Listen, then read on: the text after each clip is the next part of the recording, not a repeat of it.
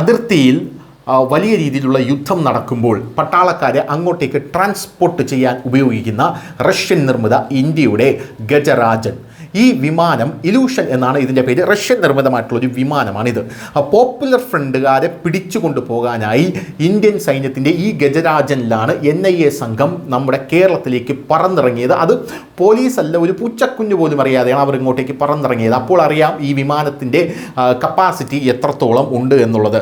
ഈ ഗജരാജ വിമാനം mobile jammer ഉൾപ്പെടെയുള്ള സംവിധാനങ്ങളുമായി ബുധനാഴ്ച രാത്രി 7 മണിയോടുകൂടി ഇവിടെ എത്തിയിരിക്കുകയാണ്. തിരുവനന്തപുരത്ത് വീണ്ടും എത്തിയിരിക്കുകയാണ്. F-35 കിടക്കുന്ന തിരുവനന്തപുരം വിമാനത്താവളത്തിൽ എത്തിയിരിക്കുകയാണ് എന്ന റിപ്പോർട്ടുകൾ ഇപ്പോൾ പുറത്തു വരുന്നു. എന്തിനാണെന്ന് അറിയില്ല. ഇനി ഈ വിമാനത്തെക്കുറിച്ച് നമുക്കൊന്ന് പരിശോധിക്കാം. അതിർത്തിയിൽ സേനാ നീക്കങ്ങൾ ഉണ്ടാകുമ്പോൾ പട്ടാളക്കാരെ എത്തിക്കുന്ന വ്യോമസേന വിമാനമാണ് ഈ ഗജരാജ്. പോപ്പുലർ ഫ്രണ്ടിൻ്റെ കേന്ദ്രങ്ങളിൽ റെയ്ഡ് നടത്താൻ കേന്ദ്ര സംഘം ഈ വിമാനത്തിലാണ് വന്നിറങ്ങിയത്. ഇതേ വിമാനം തന്നെയാണ് ഉപയോഗിച്ചത് വ്യോമസേനയുടെ സഹായം തേടി ഈ ദൗത്യത്തിന് എന്നുള്ളതാണ്. കരിപ്പൂർ വിമാനത്താവളത്തിനാണ് ആ സമയം ഈ വിമാനം വന്നിറങ്ങിയത്. വ്യോമസേനയുടെ ഗജരാജ എന്ന് പറയുന്ന ഈ വിമാനം വന്നിറങ്ങിയത്. എന്തായാലും എന്താണ് ഈ വിമാനം? സുഖോയ്, ജാഗ്വാർ, മിഗ് തുടങ്ങിയ യുദ്ധവിമാനങ്ങളെ ഇന്ത്യൻ വ്യോമസേനയുടെ കരുത്തന്മാരായിട്ടാണ് കണക്കാക്കിയിരിക്കുന്നത്. എങ്കിലും സേനയുടെ തന്ത്രപരമായിട്ടുള്ള ആഴം ഗജരാജൻ എന്നാണ് റിപ്പോർട്ടുകൾ സൂചിപ്പിക്കുന്നത്. റഷ്യൻ നിർമ്മിത transport aircraft fleet of illusion അഥവാ IL-76 ആണ് ഇന്ത്യയിൽ ഗജരാജ് എന്ന് പുനർനാമകരണം ചെയ്യപ്പെട്ടത്. ഈ റഷ്യൻ നിർമ്മിത വിമാനം വ്യോമസേനയുടെ ഏറ്റവും പഴക്കം ചെന്ന ട്രാൻസ്പോർട്ട് സ്ക്വാഡ്രനുകളിൽ ഒന്നാണ്. അടുത്തിടെയാണ് ഈ വിമാനം ഇന്ത്യൻ വ്യോമസേനയിൽ അതിൻ്റെ 6 പതിറ്റാണ്ടുകൾ പൂർത്തിയാക്കിയത്. 1961 ആദ്യമായി ഇന്ത്യൻ വ്യോമസേന ഭാഗമായ ഈ വിമാനം 62, 65, 71 യുദ്ധങ്ങളിൽ ഇന്ത്യൻ സൈന്യത്തിനൊപ്പം സജീവമായി പങ്കെടുത്ത ഒരു വിമാനമാണ്.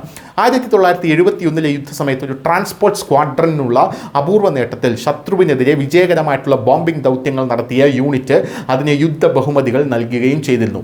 1985 ഏപ്രിലാണ് സ്ക്വാഡ്രനിൽ IL-76 ഗജരാജ് വിമാനം പുനഃസ്ഥാപിക്കുകയും മൈറ്റി ജെറ്റ്സ് എന്ന് അതിന് പുനർനാമകരണം ചെയ്യുകയും ചെയ്തത്. ഈ വർഷങ്ങളിലെല്ലാം ജമ്മു കശ്മീർ ഇന്ത്യൻ സേനയ്ക്കും വിദൂര പ്രദേശങ്ങളിലെ സാധാരണ ജനങ്ങൾക്കും പിന്തുണയുമായി പറക്കുന്ന ഒരു വിമാനമാണ് ഗജരാജ് എന്ന് പറയുന്ന ഈ വിമാനം.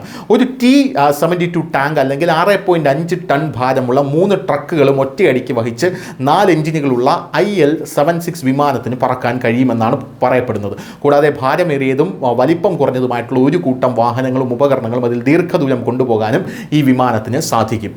മൈറ്റി ജെറ്റ്സ് 1,00,000-ലധികം ഫ്ലൈറ്റ് മണിക്കൂർ ലോഗ് ചെയ്തിട്ടുണ്ട്. ഹെവി ലിഫ്റ്റ് എയർക്രാഫ്റ്റുകൾ കൊണ്ട് സജ്ജീകരിച്ചിരിക്കുന്ന ഈ സ്ക്വാഡ്രണിന് അതിൻ്റെ സേവനത്തിനിടയിൽ നിരവധി തിളക്കങ്ങളുള്ള ഒരു നീണ്ട പട്ടിക തന്നെയുണ്ട്. 2004 സുനാമിക്ക് ശേഷം തകർന്ന റൺവേയിൽ ലോകം ചുറ്റി ഉത്തര ധ്രുവത്തിന് മുകളിലൂടെ പറന്ന് കാർ നിക്കോബാറിൽ ഇറങ്ങിയ ഏക ഇന്ത്യൻ യൂണിറ്റ് ഇന്ത്യൻ വ്യോമസേനയുടെ ആദ്യ വനിതാ പൈലറ്റ് പറത്തിയ മൾട്ടി എൻജിൻ ജെറ്റ് എന്നിവ ഇതിൽ ഉൾപ്പെടുന്നു. രാജ്യത്തിനകത്തും പുറത്തും മാനുഷിക സഹായത്തിനും ദുരന്ത നിവാരണത്തിനും ഈ സ്ക്വാഡ്രൺ ജെറ്റുകൾ പ്രധാന പങ്കുവഹിച്ചിട്ടുണ്ട്. റഷ്യ-യുക്രൈൻ യുദ്ധസമയത്ത് ഇന്ത്യൻ വിദ്യാർത്ഥികൾക്ക് സഹായവുമായി ഈ വിമാനങ്ങൾ പറന്നെത്തിയിരുന്നു. ബീഹാർ, ഗുജറാത്ത്, പഞ്ചാബ്, ഹരിയാന, ജമ്മു കശ്മീർ, അസം, തമിഴ്നാട്, ആൻഡമാൻ നിക്കോബാർ, ഉത്തർപ്രദേശ് എന്നിവിടങ്ങളിലും Iran, Pakistan, Philippines, Sri Lanka, Indonesia, Yemen, Nepal, Armenia, Kyrgyzstan, Afghanistan, Oman തുടങ്ങിയ രാജ്യങ്ങളിൽ ഉണ്ടായ വിവിധ പ്രകൃതി ദുരന്തങ്ങളിൽ ദുരിതാശ്വാസ സഹായമായിട്ടും ഈ വിമാനം പ്രവർത്തിച്ചിട്ടുണ്ട്. News desk, news India Malayalam.